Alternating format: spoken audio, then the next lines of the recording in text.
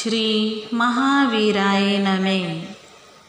जय आत्म, जय आनंद, जय देवेंद्र, जय शिव, जय शशिकांता, जय सरिता, जय अजय, जय मंजुला। उपाध्याय भगवान श्री जितेंद्र गुरवे नमः। बोलिए श्री ऋषभ देव भगवान की जय। आचार्य श्री मानतुंग जी महाराज की जय। श्री भक्तामर स्तोत्र गाथा 6। अल्पश्रुतं श्रुतवतां परिहासधाम त्वद्भक्तिरेव मुखरी कुरुते बलान्मां यत्कोकिल किल मधौ मधुरं विरोति तच्चाम्रचारुकलिकानिकरैकहेतु। शब्दार्थ। अल्पश्रुतम, मैं अल्प श्रुत वाला हूँ, यानी थोड़े श्रुत ज्ञान वाला हूँ।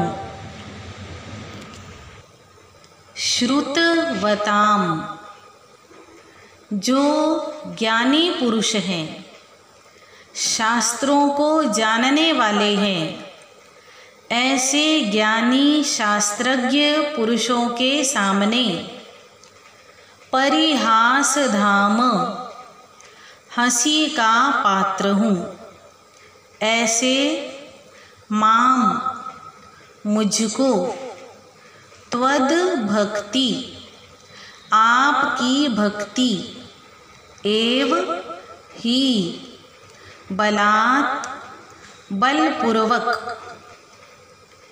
मुखरी कुरुते, मुखर करती है, वाचाल करती है, क्योंकि कोकिले, कोयल, किल, निश्चय से, मधौ, बसंत ऋतु में, यत, जो, मधुरम विरोति, मधुर शब्द करती है, तच्चाम्र, उसमें, आम्र वृक्षों के, चारु, सुंदर, कलिका, मंजरी, निकर, समूह, आम की मंजरियों के समूह ही हेतु कारण है।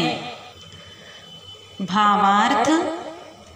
प्रस्तुत गाथा में आचार्य श्री मानतुंग जी महाराज की विनय भक्ति दिखाई दे रही है।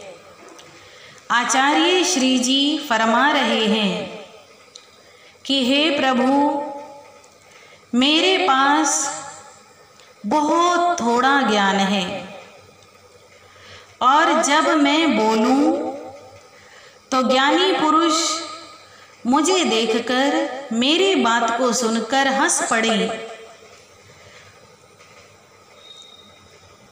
मैं ऐसा नादान हूँ, अल्प ज्ञानी हूँ, पर फिर भी मेरे हृदय के अंदर आपकी जो भक्ति है, वह मुझे आपकी स्तुति करने के लिए वाचाल बना रही है।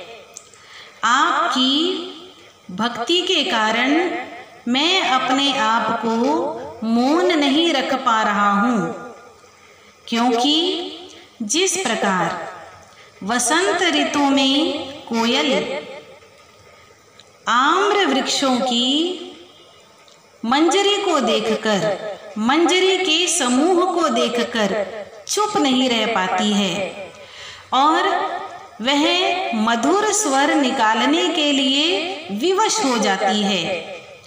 इसी प्रकार हे प्रभु, आपकी भक्ति के कारण मैं भी बोलने के लिए विवश हो रहा हूँ। हे प्रभु, मेरे हृदय के अंदर आपके प्रति इतनी भक्ति है, इतना प्रेम है, आपके गुणों के प्रति इतना आदर भाव है कि मैं आपकी स्तुति करने से अपने आप को रोक ही नहीं पा रहा हूँ। प्रस्तुत गाथा में आचार्य श्री मानतुंग जी महाराज इतने ज्ञानी और विद्वान होते हुए भी अपने आप को अल्प ज्ञानी कह रहे हैं, अर्थात उन्हें अपने ज्ञान का तनिक भी अहंकार नहीं है। इससे पता चलता है कि जो व्यक्ति अपने ज्ञान का अहंकार नहीं करता है, कितना ही ज्ञान पाने के बाद भी अपने आप को अल्प ज्ञानी मानता है, वास्तव में वही ज्ञान प्राप्ति का योग्य पात्र होता है और उसका ज्ञान दिन प्रतिदिन बढ़ता चला जाता है। इस गाथा को भावपूर्वक हृदयंगम करने से ज्ञानी का ज्ञान बढ़ता है और आत्मा का कल्याण होता है।